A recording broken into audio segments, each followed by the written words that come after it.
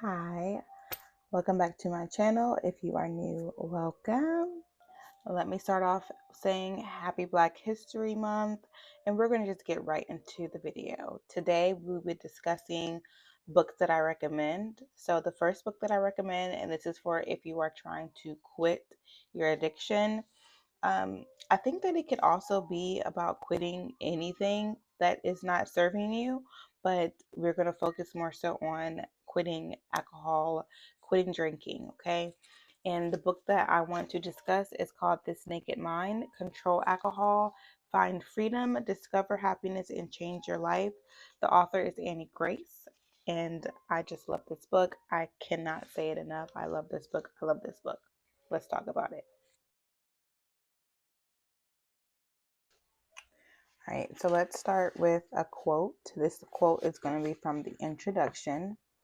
We can't be afraid of change. You may feel very secure in the pond that you are in, but if you never venture out of it, you will never know that there is such a thing as an ocean, a sea. See Joy Bell C.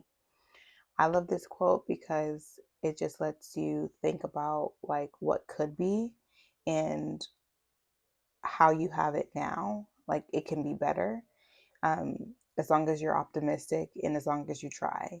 I love this quote, and I think that it's a really good start to the book. It's very optimistic, positive, and that's really what you need when you are trying to alter your life. When you're making choices to alter your life, you have to have positive affirmations and positive energy within your circle. And I do want to talk about why I decided to start reading books like self help to assist me in my journey to sobriety. I felt like at that point I needed all the help that I can get. Just to be honest, I was willing to do anything to get on the other side of where I was at that moment. And I love to read. So it was a natural choice for me, but it's not a lateral decision. You need multiple angles to try and or to get you out of your your addiction and your trouble. So this was one of the avenues that I felt was very um, just natural for me, very relaxing, and kind of took me away from my mind a little bit. So, and it was very beneficial for me. And if I were to go through this whole book, it would literally be like a couple hours of a YouTube video, and I don't have that type of time. So I am going to hit on things that I think are important. Now, that does not mean that things outside of what I'm going to say is not important. It's all a really good book, but like I said, I don't have time to do a 2 to 3 hour video. So we're going to just hit on the things that um, not even stick out the most to me, just things that some of the things that I feel like can benefit. So on chapter 1, it's called The Naked Mind: How and Why It Works. Miss Grace, talks about she defines unconscious, conscious, and consciousness, which was very interesting. So unconscious is the part of the mind that a person is not aware of, but that is a powerful force in controlling behavior. Conscious is aware of something such as a fact or feeling, knowing that something exists or is happening. Consciousness is the condition of being conscious, the quality or state of being aware, especially of something within oneself. The upper level of mental life, which the person is aware of as a contrast with unconscious processes. And I think that this was very interesting, and it says a lot, because when you are dealing with, even just on a regular basis, when you're dealing with your thought processes, you're not really understanding, or you're not really recognizing how your subconscious is really controlling or handling your consciousness. So some behaviors you may not be conscious of, some thoughts you may not be conscious of, but they are happening in the back of your mind. And most of your unconscious mind is responsible for your desires, what you want, what you're craving, what you're urged to do. So it's very important to realize what the back of your, what that unconscious, that subconscious is thinking and saying, because it's affecting you. And I'm going to read a part of this paragraph, the reasoning as for why to why she wrote the book. Your opinions about alcohol and your desire to drink spring from the lifelong mental conditioning of your unconscious mind. This desire has likely been compounded by specific neurological changes in the brain. The goal of this naked mind is to reverse the conditioning in your unconscious mind by educating your conscious mind. By changing your unconscious mind, we eliminate your desire to drink. Without desire, there is no temptation. Without temptation, there is no addiction. My husband doesn't like for me to do that. Another part about the unconscious mind is the experience in the unconscious mind. In order to influence the unconscious mind, we need to first talk about the way in which personal experiences ties to the unconscious. Perhaps you've heard the ancient story about the blind men and the elephant. Three blind men are brought into a room with an elephant, and each man touches a different part. One touches the tail, one the trunk, and one the side. When asked what they are touching, they begin to argue. The one touching the trunk believes he is touching a snake, the one touching the body, a wall, and the one touching the tail, a rope. Each blind man is saying what he believes to be true, and their experiences prove it. Since we tend to trust our experiences implicitly, we understand how the argument started. Of course, the truth is that none of them are correct. They are all experiencing a piece of reality and forming their own very different opinions. So it's interesting because we all form our own reality through our own personal experience. And usually we will fight tooth and nail with our experiences and, proving that our experiences are the. So, Gray makes the point that we are limited by what we pay attention to. In any given moment, the more you focus on one aspect of your experience, the less you notice everything else. We usually notice only the things specific to our immediate reality, the society we grew up in, the media, the influences in our lives, and our actual life experiences. So that gets us to what we know is true, our beliefs, our conclusions, our assumptions, our experiences, and our observations. They make up our reality. So if you believe, let's get down to the point, alcohol provides enjoyment, alcohol provides relief, key to social situations, you can't really party without alcohol, you're funnier, you're more creative, it relieves stress, it relieves boredom. All of these things are assumptions and things that we have created into our own reality that we see that is true. But in reality, it's really false. Gray states that upon those relevant experiences and observations, we make assumptions. For those assumptions, we draw conclusions. And from those conclusions, we form beliefs. Gray defines belief as everything we know to be true. So just think about, if you see in the media, see around your family, see around your friends, you have these things that you are looking at in your experience and you're making them your own beliefs. So as far as alcohol, just think about the stigma, or not the stigma, but the notions of, alcohol provides enjoyment, alcohol prevents boredom, alcohol is a stress relief, alcohol is key to social situations. It's, you can't have a party with alcohol. It makes you more funnier, it makes you more creative. All of these things that we feel are true because we may have seen it around us or we may have heard about it, we make it to be our own beliefs in our mind. And to be honest, none of that is true. And it's very difficult to go from believing one thing to another. It's basically like warping your mindset.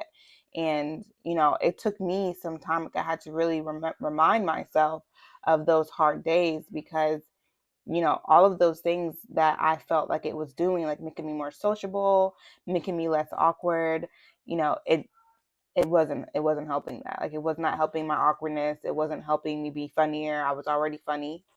But of course, that is a step to move on and move forward and away from drinking. I'm going to jump to chapter 5. The most fundamental harm we can do ourselves is to remain ignorant by not having the courage and the respect to look at ourselves honestly and gently. Pima Chodron. So you have to look at yourself and look at the beliefs, and you have to be able to and be willing to change it. It may be hard, it may be difficult, it may be scary, but you have to. And so she has a chapter 6. It's called Liminal Point. Are we really drinking for the taste? Recovery is all about using our power to change our beliefs that are based on faulty data. Kevin McCormick. Now, I'm happy that she talks about this in her book because no, alcohol does not taste good. Shots, especially, taste disgusting. That doesn't feel good going down. Like, no matter what you say, no matter what you add to it, it does not taste good. And I'm so happy that she has this chapter because we can sit here and try and trick ourselves all we want. But the honest truth is, no, it doesn't taste good. Like, we're literally harming ourselves for a mind altering, drink, and it doesn't even taste good. Like, let's just be for real. You can add sugar, you can add lime. It can make it taste a little bit bitter, a little bit sweet, but it still doesn't taste good. Like, let's just be honest. So she also has a chapter about the harm in drinking. So this is like a scientific avenue to go to prevent or stop yourself from drinking. It's chapter 7. The first quote is, education is the most powerful weapon which you can use to change the world. Nelson Mandela. And I'm going to just read her first paragraph because, some people don't really want to hear what's really happening inside their body when they're drinking because they want to continue drinking. So nobody wants to have to, accept the fact that you are drinking this and it's not doing any benefit for you. No one wants to hear it, especially if you're not ready to drink, but this is a reality. So I didn't intend to write this chapter. In fact, I wrote it after the first round of edits. Why?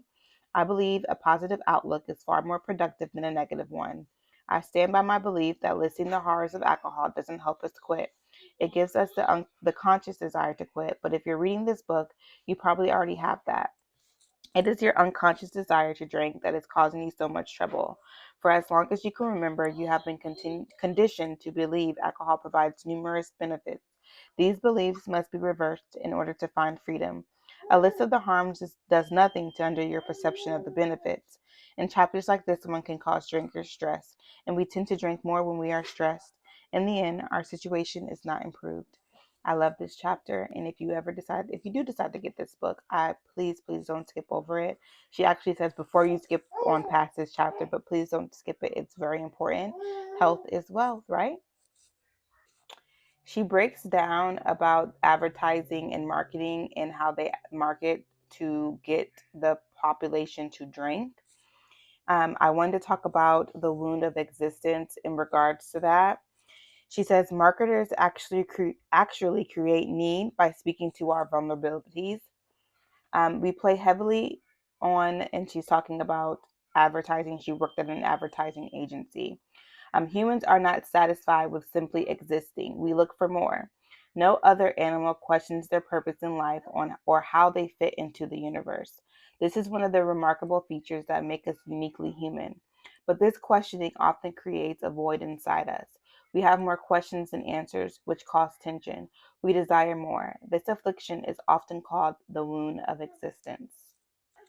When you look at like the commercials for drinking and all the advertising that is associated with drinking, it's basically showing you that it promises you friendship, acceptance, gratification, happiness, and youth.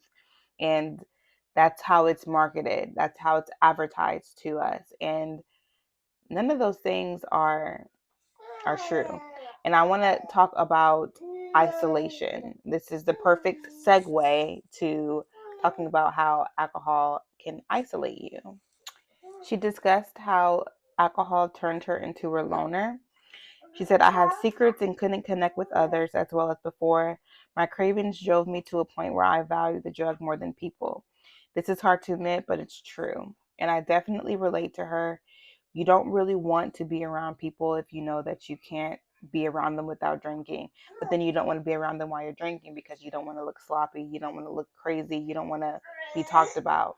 So it's a constant battle. So you just slowly become a loner as you drink more and more. You don't want to be around people, you don't want people to see you like that, and it's very self-isolating, and you don't expect that to happen because you started off drinking with, being social with your friends, and it just does this really weird 180 where it's like, where, how did this even happen? Like, your friends are gone, you have your family, but your family is very distant. It's a very interesting time period, and you just question, like, I was so social, in the beginning. It just changed. It's a very weird. Um, it's very very weird. When drinking, we become insular. We lose ourselves, and we miss out on true opportunities for companionship. And true statement. That's all I can say is that is a true statement. I want to talk about the logic principle called Occam's razor. So it states that all else being equal, the simplest explanation is most likely correct. The explanation that alcohol is an addictive substance is far simpler than the convoluted theories, none of which we can prove or satisfactorily explain, around personality and physical and mental defects leading to alcoholism. So this, it's like you have to just accept the fact that you started drinking, right? You drink liquor. Liquor is addictive. You got addictive. You kind of went overboard. Now, some of your peers may be able to drink less and moderately and be fine for 2, 3, 4, however many years. But with you, it didn't, and that's okay. You're drinking something that is addictive, and you went down that spiral, and that is okay. We have to accept um that fact. Like, that's as simple as we can make it, and that is okay. We can do something about it. Another quote that I want to say: it takes a lot of courage to be different, to go against the majority. Courage I wouldn't have if I were still drinking and hating myself for it. I'm no longer controlled by something I hate. There is a true pleasure in leaving shame and misery behind. I find joy in the challenges before me, breaking the sober stigma and helping to eliminate the shame for all who choose to live free from the groupthink of alcohol by choosing a different path. This book had so many gems and quotes that really inspired me to stop drinking. And I hope that if you are going through that journey right now, you go get it. It's very, very amazing, and it's very inspiring to hear someone else's story. That's why I'm doing this YouTube channel, because her story inspired me. I do want to leave off with a quote at the end of her book. You are very powerful, provided you know how powerful you are. Yogi Bagan. And when you are addicted to something, you feel so powerless, and you feel so not in control of your life. You have to get that back. You have to remind yourself that you are the controller of your life, and you are the controller of your reality. And you have to not be fearful of that. You have to take it by the neck and you have to really change and do the things, because you can change it. And I am a walking testimony of that. Once again, happy Black History Month, and I hope that you enjoyed this video. Be well.